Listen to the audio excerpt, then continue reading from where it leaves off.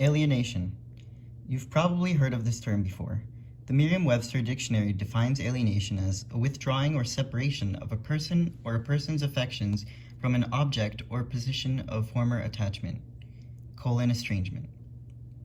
The Cambridge English Dictionary defines alienation as the feeling that you have no connection with the people around you or that you are not part of a group. My own definition of alienation includes more than merely not being part of a group.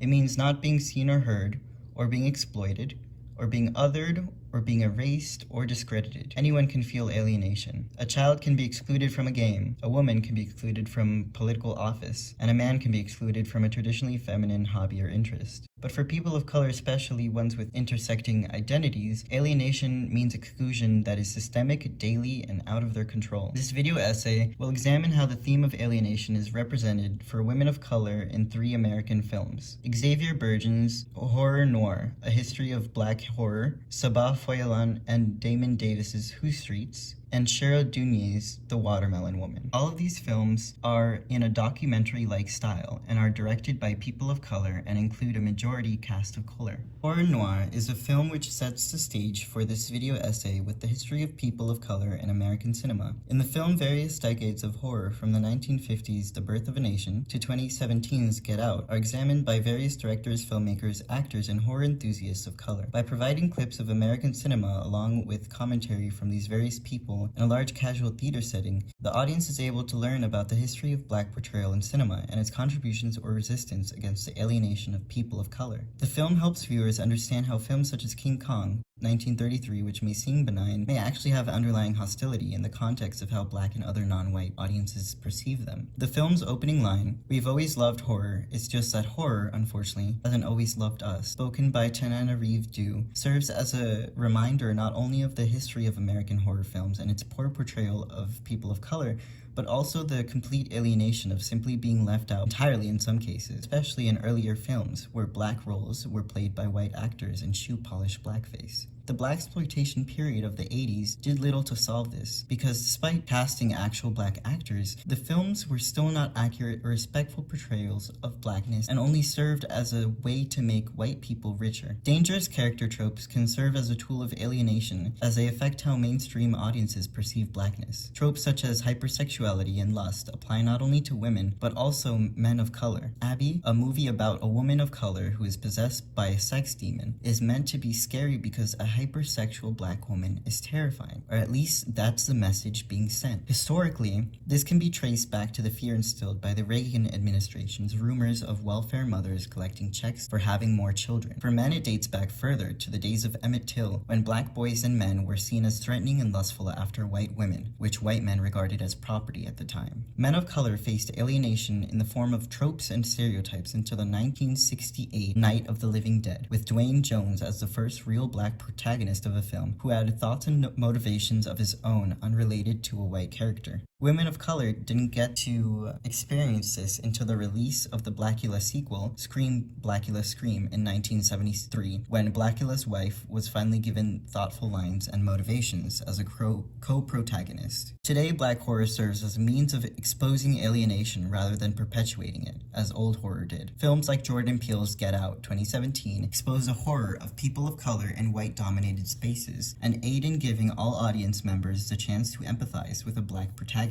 Even non-horror dystopian films like The Hunger Games, 2012, serve to reflect real-world injustice. The killing of Rue, who is played by a young female actress of color, is a shock to the world and sparks outrage and demand for justice by the alienated and oppressed. Who Streets is a film which uses the power of primary sources to humanize the people of Ferguson after the violent police murder of Michael Brown Jr., an 18-year-old Black student, son, and human being deserving of the right not to be shot 10 times and left to die in the street for 4.5 hours. The film illustrates the alienating and disturbing reality that people of color are not only alienated from society and proper law enforcement, but they're also alienated from justice and closure in court, while simultaneously being incarcerated at disproportionate rates. The film uses powerful imagery and moving quotes at the start of each act, as well as personal accounts and interviews to give the audience the entire picture of what happened in Ferguson. Clips of protest statements from Brown's parents, interviews with his neighbors,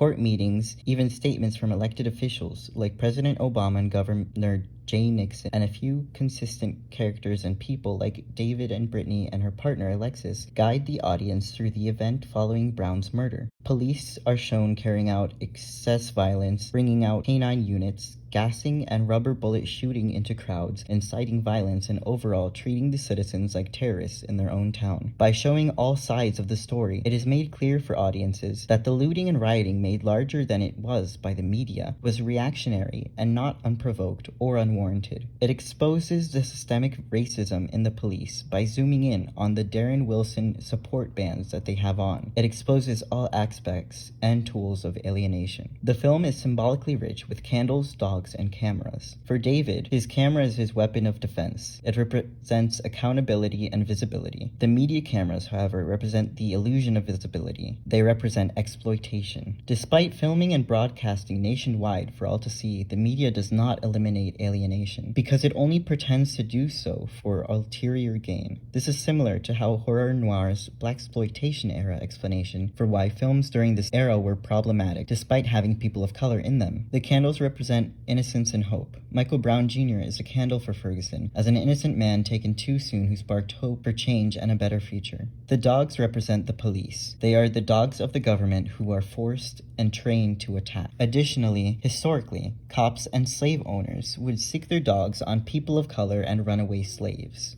Women in the film are portrayed as powerful and resilient as they aid in protest and fight for justice for young Brown. Queer couple Brittany and Alexis are shown in a healthy relationship, and there are scenes of them kissing, marching together, and eventually a marriage proposal. Despite having so many intersecting identities, the two women don't face alienation within their community. Homophobia doesn't seem to even come up as a topic in the film, but that can be due to the main focus being about race. Gender is also not seen as an oppressive factor in the community. However, it seems that young boys are affected by police brutality much more than girls. This can be due to the perception that society has of black males as more tough or dangerous. The film ends just like it did in real life, with no justice for Brown. However, it did end with a powerful quote from a woman, David's wife, Anelia. The reality is, these are our streets. They were built on the backs of our ancestors, so we are going to claim them as long as we want to, until we are equal citizens, period. Watermelon Woman is a film about young queer woman of color, Cheryl Dunye, and her investigation into the life of her favorite actress from the 30s and 40s Mammy films, known only as the Watermelon Woman. In the film, Cheryl faces countless obstacles in her search, as well as her personal life. Tensions with her other queer woman of color friend Tamara and her brief relationship with Diana, a white woman, add stress to the search for a woman so alienated by Hollywood and her racist society that history may have never known that her name was Faith Richards, or that she was Sapphic, or that she even existed otherwise. When Diana decides to check out her films, she gets Repulsion and Cleopatra Jones, which are symbolic of her attraction to women and black fetishization. Repulsion is about a woman who develops a fear of men, and Cleopatra Jones is a blaxploitation film. This is foreshadowing for how Cheryl and Diana eventually hook up and ultimately fall out. As they begin to kiss and hook up in the scene, the TV in front of them shows a scene from a movie where the line, "committing a sin that will surely send you to hell," is heard. This is symbolic for the sin and uncleanliness associated with homosexual relationships and the homophobia perpetuated by society. When Cheryl presented her findings about Fate to Camille Paglia, cultural critic, and Fletcher Page, Page's sister, they both reacted in visible shock and denial. This illustrates how shame and homophobia can cause the erasure of queer identity of past and present people. Fear of alienation keeps people in the closet, and coming out of the closet can cause another kind of alienation, one that is suppressive. When Cheryl released the film to help de-alienate queer women of color and give them historic representation, she was met with controversy. In the article, The Watermelon Woman Shows the Power of Gay History, by Moira Donegan wrote, "The film received limited attention when it originally released in the US, but that didn't stop it from generating controversy when Michigan Republican Peter Hoekstra cited it as an inappropriate use of government funds. He tried unsuccessfully to get his colleagues in Congress to deduct Dunye's $31,500 grant from the NEA budget, citing NEA funding for a series of gay and lesbian films that most Americans would find offensive,